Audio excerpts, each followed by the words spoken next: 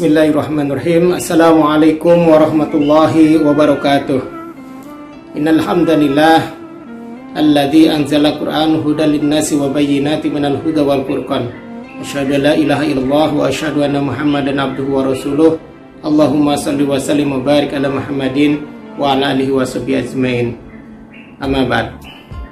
Puji syukur kita panjatkan kehadirat Allah Subhanahu wa taala. Alhamdulillah kita sudah sampai saat melaksanakan saum Ramadan pada hari ke-17, hari yang sangat istimewa di bulan Ramadan ini, karena pada hari itu turunlah Al-Quran yang disebut dengan Nuzulul Quran. Salawat ring salam semoga tetap tercurah limpahkan ke kedua hasanah kita Nabiullah Muhammad SAW, keluarga, sahabat, dan kita semua selaku umatnya, amin ya rabbal alamin. Hadirin kaum muslimin dan muslimat yang dirahmati Allah, hadani Allah wa iyyakum. Tanpa terasa Ramadan pada 1442 Hijriah ini kita sudah menjalaninya 16 hari, dan tentu tarbiyah yang kita raih di bulan Ramadan ini akan menambahkan keimanan dan ketakwaan bagi kita semua. Wabil khusus pada bulan Ramadan ini ada momentum yang sangat-sangat mulia, yaitu terkait dengan turunnya Al-Quranul Karim, yaitu pada tanggal 17 Ramadan. Oleh karenanya dalam kesempatan ini sedikit sekelumit tentang Nuzulul Quran. Hadirin kaum muslim dan muslimat rahimakumullah dan ya Allah wa iyyakum. Sebagaimana dalam pembukaan tadi, alladzi anzala Qur'anu hudan lin-nasi wa bayyinatin minal huda wal furqan, yaitu pada hari yang telah ditentukan turunnya Al-Quran sebagai pembeda antara yang baik dengan yang benar. Al-Quran itu turun di bulan Ramadan, yang mana Al-Quran yang dijadikan pedoman hidup kita, minhajul hayah.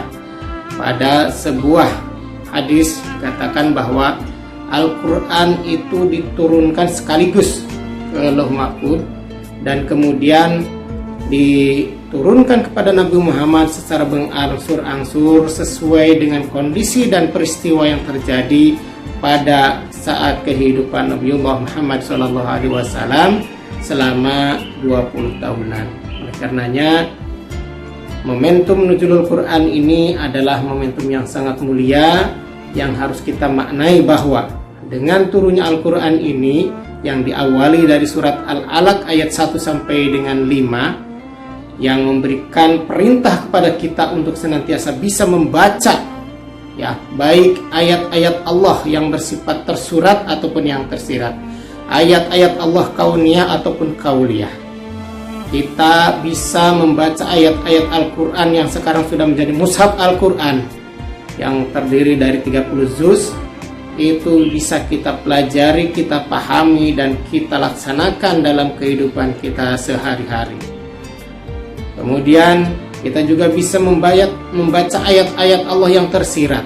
Dengan adanya bangunan teknologi yang tinggi, adanya gunung menjulang, adanya hamparan lautan dan seterusnya, itu adalah sebagai tazkirah buat kita betapa agungnya, mulianya Allah Subhanahu wa taala. Dan ini semua tersirat dalam Al-Quran, sehingga kita bisa jadikan Al-Quran ini sebagai pedoman hidup kita. Tidak ada satu permasalahan pun yang tidak diatur dalam Al-Quran.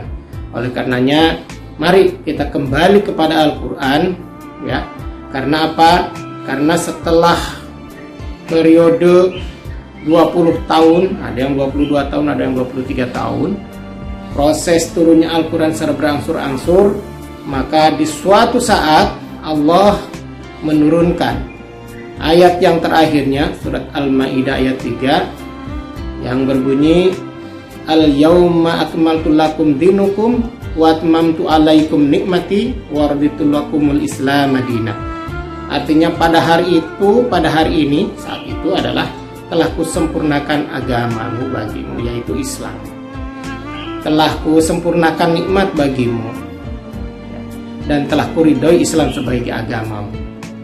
Nah, dengan berakhirnya turun ayat itu, ini mengandung arti bahwa tugas Rasulullah Shallallahu Alaihi Wasallam untuk menyampaikan rangkaian-rangkaian ayat dari Allah Subhanahu Wa Taala kepada umatnya Nabi Muhammad itu sudah selesai.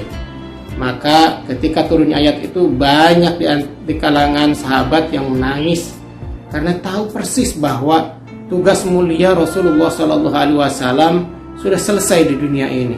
Ayat ini sudah penutup dari seluruh rangkaian ayat-ayat dalam Al-Quran.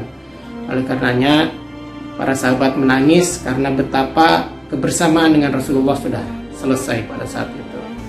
Dan kita sekarang sudah bisa merasakan, sudah bisa menerima dengan berbagai sumber yang mana keaslian Al-Quran dari semenjak zaman Rasulullah sampai sekarang tidak kita ragukan lagi. Inilah karena hakikatnya Al-Quran itu yang menjaganya adalah Allah. Oleh karenanya mari kita kembali kepada Al-Quran.